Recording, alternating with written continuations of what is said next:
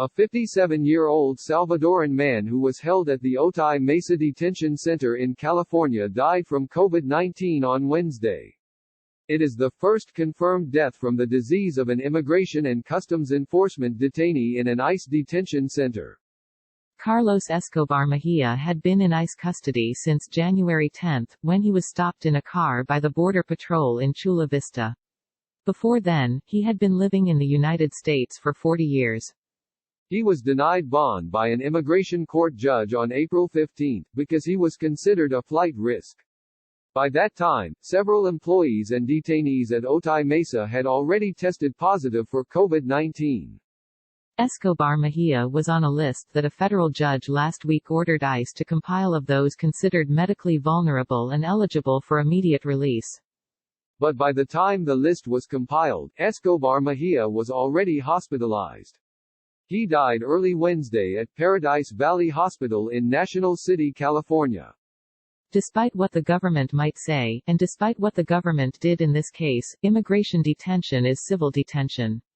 It's not necessary, and it should have never been a death sentence for this person, said Monica Langaritza, an attorney with the American Civil Liberties Union of San Diego and Imperial Counties.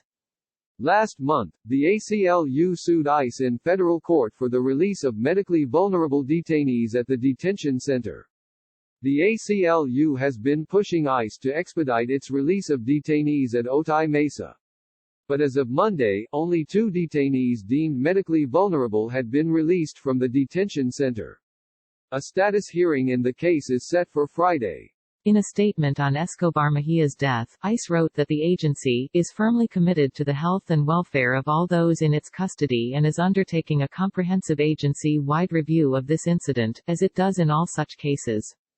As of Thursday morning, there are 140 confirmed cases at the facility, which is holding 629 ICE detainees.